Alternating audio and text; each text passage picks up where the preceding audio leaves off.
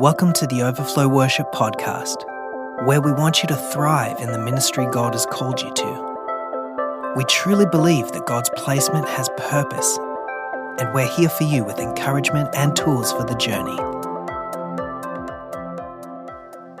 Hey everybody, welcome to the Overflow Worship Podcast. I'm your host, Andrea Olson. Thank you so much for joining us again today. Now, when this airs, we're pre-recording this, but on the date of its airing, we will have just come off of the Overflow Worship Conference and the Overflow Worship Night live stream. So if you were there, thank you so much for joining us.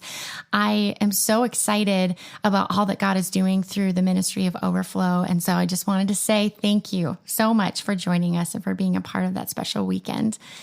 So I'm really excited about our special guest today, and it's a new friend for me. I just got to meet her, and I'm so excited. It's actually a husband-wife duo, Jonathan and Emily Martin, and they currently reside outside of Nashville, and they have a ministry of worship leading and just a heart for worship and families, and I'm going to let her tell you all about it. I have half the duo with me today, so I would just like to welcome to the podcast, Emily Martin. Thank you so much for being here today. Hello. Thanks for having me. Absolutely. So why don't you just kick us off? Tell us a little bit about you and Jonathan and your family.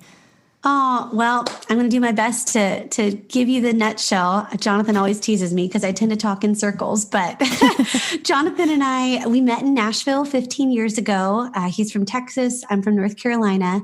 And we met at Belmont University in Nashville to study voice. And we've been here ever since, and it took us a little while to figure out the whole dating relationship, but we got married shortly after college. We've got 2 kids and one on the way. We've got a 7-year-old, Judah, and a 2-year-old, June. And then we don't know who's in there yet, but we're going to find out soon. I think like so many other families, we are coming out of 2020 with a COVID puppy and a COVID baby. So we are full in heart and doing really well. But Jonathan and I have been married 10 years. And pretty much our whole relationship has been songwriting and worship leading together. And for as long as we've been married, we've actually been on the road full time, sharing the songs that we write. Right when we got out of college, we traveled with a group of our friends that all just had a heart for God's word and for worship and putting God's word into music. And that's really what the Lord used to kind of spur our hearts towards not only leading God's people in worship, but singing the word over them and encouraging the church through the word of God in song. And as we started having babies, Jonathan and I started doing our ministry together just on our own as seasons changed for our friends. And we've been sharing our ministry together full time as long as our son has been alive. So 7 years. Wow. And this season has been rather different for us because we've never been home this long. I don't think we've been home longer for 3 weeks, longer than 3 weeks until COVID. So it's been a wild last year, but it's also been really healing in a lot of ways too. It's given us some space to step back from the normal pace and just ask God to help us reevaluate how to steward our family and our ministry that he's given us well. Yeah. Oh, I love that. I think what I've been as I've been praying through this season, I feel like the Lord is birthing so many new things in people's hearts and doing new things creatively as well. And I think that's such a beautiful thing for, us as we stop and are intentional with this time. We could have just sat back and, let the time pass by and been sad about all that we were missing, which there is a grief in that as well, because it's different. But I think it's really beautiful that, you guys just kind of dug in and said, okay, God, what do you want us to do in this season? And what do you have for us? What new thing are you going to birth? Because we're in something different. It's kind of like the season change, right? When we come from summer to fall, things change and, some things die off, but then something beautiful comes out of it. And so so true. I've seen that in this season, and I just think it's really beautiful. I know that God is working even in all the hard and even in all the change. So tell me a little bit about what God has been doing in and through you guys throughout this season. What new things has God been birthing in you with music? Because you have a new project that came out recently, and I would love to hear more about that. Man, it has been really crazy but exciting last couple of years, because we've just seen the Lord lead us so clearly into what we're sharing now with churches and with families right now. Like I mentioned, as I was just introducing us, Jonathan and I, the Lord's just really given us a heart to put his word into music. We often will say that really the heartbeat of our ministry is to show people that God's word is not only true, but that it's life-giving, powerful, beautiful, and helpful. And we want all of our music to show that as we sing songs or as we write songs for the church to sing, and as we write songs to sing over believers. And we've always done that pretty much for adults, because normally we're visiting churches on a Sunday morning and maybe coming back for an evening concert and sharing kind of just through the lens of where we are as adults and what the Lord's teaching us through his word. But like I mentioned, we've got young kids, and for the last 7 years, we have entered into this season of learning what it means to be parents, learning how to disciple our kids and pass down our faith. God's given us opportunities over the last 5 or so years as we've partnered with Lifeway for a few different things to lead worship for their kids camps in the summers. So if any of you listeners go to Center Kid camps in the summer, we're always in Kentucky, so it seems. And so we're leading for 3rd to 6th graders most of the time in the summer and just bringing our whole family along. And we have the chance to help lead the worship sometimes at our home church. And so leading worship for kids and children's leaders or just volunteers that are coming in for kids ministry has been a big part of our life as well. And through being parents and leading kids and children's leaders, the Lord just really started sparking something new in us, because we started to see this disconnect in the church of feeling like the adults were over here and the kids were over here. And even if the adults came to volunteer in the kids ministry, they were just kind of bystanders watching the kids do their thing.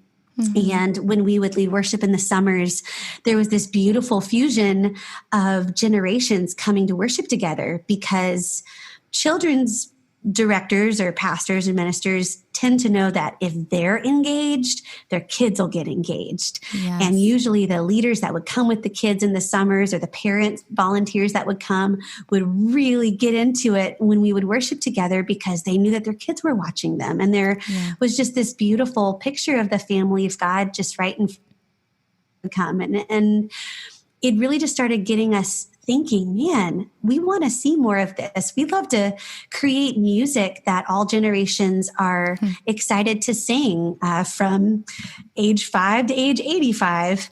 And it kind of met us in a place where we were feeling convicted as we were trying to start discipling our kids, feeling like as new parents, we didn't really know how to do that. It really wasn't until Judah, our son, was about 4 or 5 that we had something regular going on in our house of opening the Bible together or doing a devotion book on a somewhat daily basis. And like a lot of people in our generation, I think that many of us didn't really grow up in families that taught us what it looks like to open the word together at home, to pray together at home, past maybe praying at meal times, and especially not singing together. I mean, the only time I sang in my home was happy birthday, or if the kids were singing, maybe something around Christmas time. But as a part of our faith, that wasn't something that either of us grew up getting to see. And it just started this conversation of seeing this divide in the church family and also trying to figure out how we did this at home. And the Lord just really started showing us, well, it all starts in the home, right? Mm-hmm, we started noticing that the kids and parents that would sing together in church were the ones that would maybe do that at home. And worshiping together was something that was normal and was exciting and was just a part of daily life. And so it just started us on this journey of creating this album that we released in March, the day before the world shut down, actually. Oh my goodness. Wow. It was so crazy, called God of Generations. And it is an album just full of songs that we wrote out of different parts in God's word that we were hoping would encourage every generation to worship God together and to pass down the story of our faith to one another. The key verse for the album was Psalm 145, verses 3-4, mainly verse 4, which says, "One generation shall commend your works to another and will declare your mighty acts."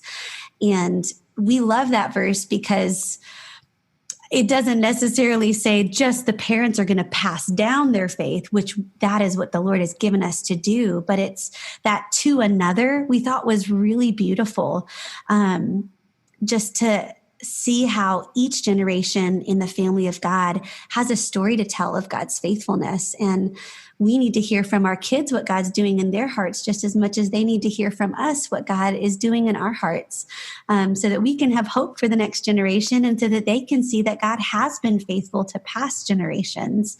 And so the whole album kind of centers around that theme. And we tried to write it in a way to where it would be exciting and engaging for kids, but also would not sound kiddie for adults. So it was kind of a daunting task, but I do feel like the Lord helped us to do that. And since then, since we haven't been able to tour the album, we had all these grand plans that just got erased. Yeah. It's been kind of this beautiful thing because families all over the world, all families, but believing families are at home. Some of them are not at home as much, but for many months, we were all worshiping on our couches watching our church online. And for the first time in a long time, parents and kids and grandparents and roommates are hearing each other sing, are praying together, are coming together, all generations, and worshiping God. And so we've just been pouring ourselves into making as many resources for families to worship together, to go along with the songs on this album as we can during this time. Wow. I'm so amazed at the timing of this whole thing because I'm sure of course, in the moment it felt frustrating and it felt like, what are you doing, God? All of this, we have to erase all of our plans, but the timing of God is just incredible, how this project being released and then people being sent to their homes to be together and do exactly what, God put on your hearts for this album. And that's amazing. And that's a picture of God's faithfulness. And just for anybody who's out there listening, wondering if God is weaving together your story in the midst of this mess that maybe doesn't make sense, He is. It's just His timing is it's been so perfect. Comforting. Yeah.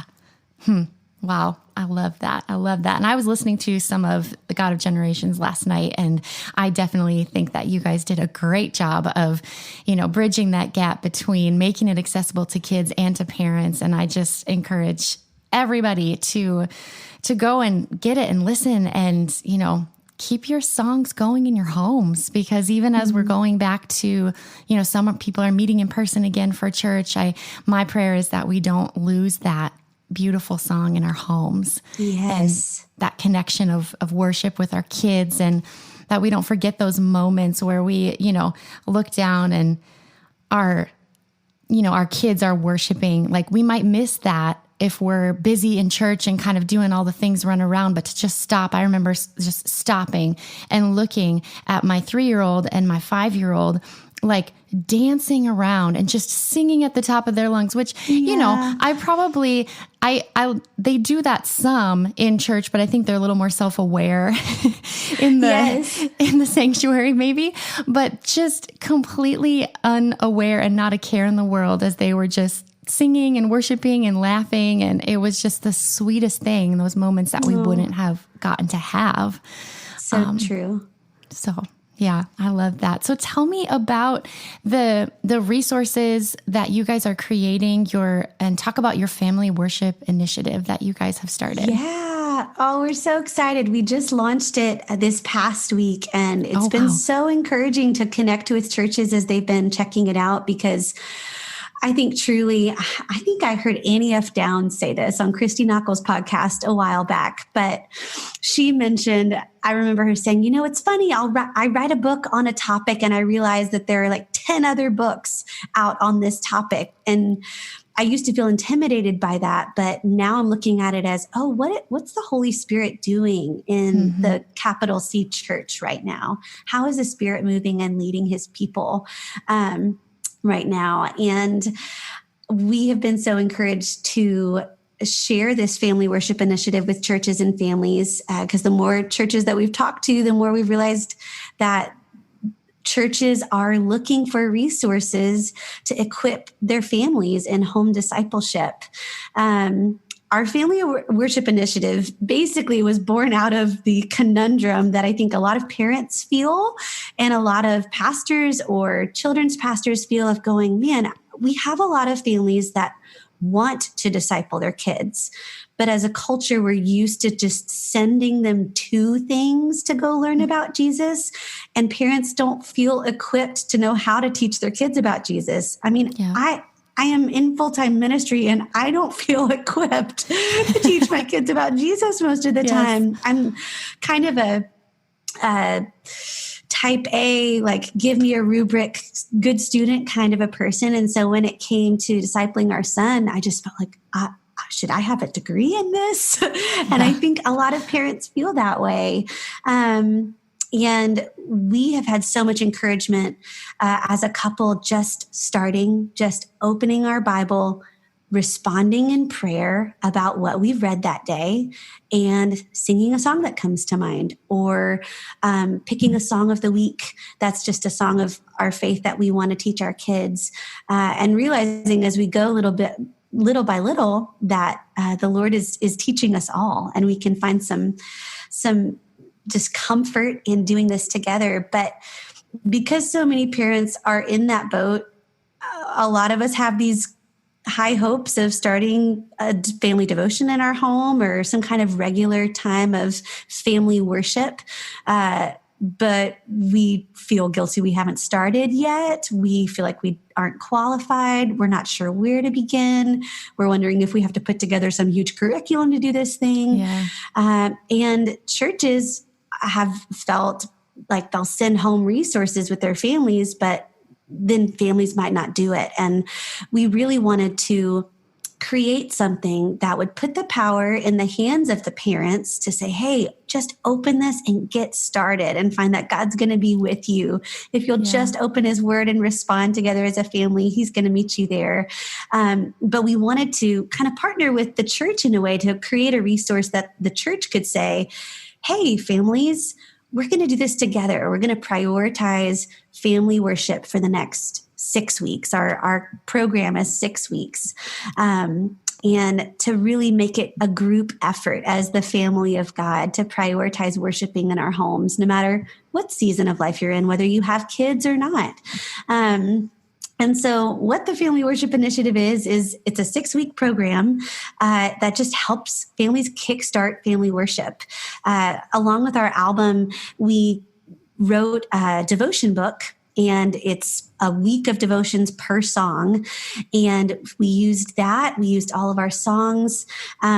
We created some fun motions videos and a ton of teaching videos and some corporate worship time. And we kind of just bundled it all together into this family worship experience. And basically the way that it works is the first day of each week, there's a video-based group gathering that families can just stream at home that a church can host, or they can show up at their church for 30 minutes, maybe on a Wednesday night before regular programming starts, and have this family worship time together to kind of dip their toe in the water and get a feel for things. And then they go home the rest of the week for the next 4 days and just open up the 5 to 10 minute devotion book that they're sent home with. And they read the devotion, they read the prayer, there's some family questions, and they sing the song of the week together. And our hope is after 6 weeks of this, they'll leave going, well, what are we going to do next?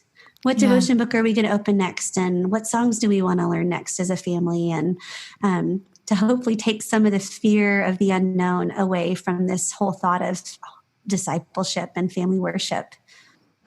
Wow. That sounds amazing. And I think it's so needed.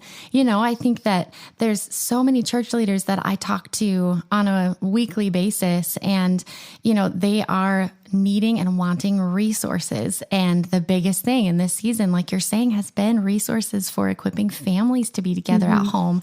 And, it's such a cool thing to bridge that gap, to bring people together as a family, as opposed to, like you're saying, kind of separating from the kids from the adult. These are the kids' things, these are the adult things, which is fine too, is great too. But I love your hearts for bringing the family together. And I think that's a powerful thing for people to dive into coming out of this season too. Let's keep this going. Let's, continue to be intentional in our homes with our kids and our families. And I love it. That's so amazing. And so you said you created a devotional to go along with each song on your record as well. Is that what you said? Okay. So how do people access that? So you can find everything on our website. It's jonathanandemilymartin.com. And on our store, you can just purchase the devotion book and just go through that as a family. But if you would like to have this kind of all-in-one resource where you get the digital devotion book, you get songs and motions videos and the weekly video gathering to do as a family, you can just go to jonathanandemilymartin.com/family worship initiative. And right now we're really excited because this is kind of our beta launch. It's our first time we've launched this. It's $9.99 for a family to join and do this. Wow. It's super inexpensive to try out.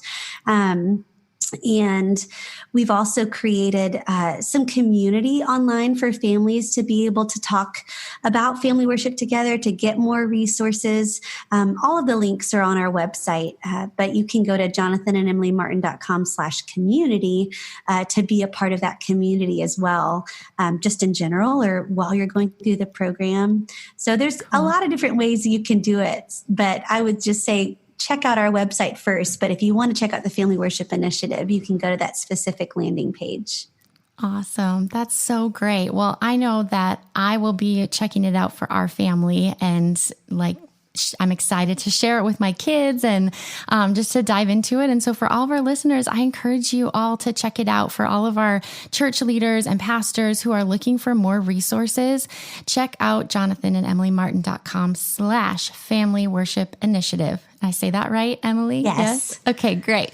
So head to that website and then you can get the entire thing. You can get the kind of like the all-in package that she was talking about, and just get that. Keep the ball rolling, and keep the momentum going. Or maybe you're starting from scratch and you're looking for something like she was saying. And I just encourage you all to check it out. This is amazing. I'm so excited for you guys and what God is doing through this. And I can't wait to see what he continues to do with it. And I just thank you so much for hopping on and sharing your heart and sharing your ministry with us. I know that our listeners, and I know that I am blessed as well to get to know you and meet you today. So thank you. Thank you so much for having me. Absolutely. Absolutely. Well, everybody, that wraps up another episode of the Overflow Worship Podcast. As always, you know where to find us. So if you need anything, if you have prayer requests or questions, just let us know. info@overflowworship.com. And we will put all of Jonathan and Emily Martin's links in our show notes as well. So if you didn't have a pen because you were driving, you'll be able to hop onto the show notes and get everything there as well. Thanks, everybody. Until next time, we'll see you later. Thank you for listening to the Overflow Worship Podcast. To stay up to date, please subscribe for the latest episodes and information. To learn more about the ministry of Overflow, visit overflowworship.com. If you have questions or prayer requests, we would love to hear from you. You can reach us at info@overflowworship.com.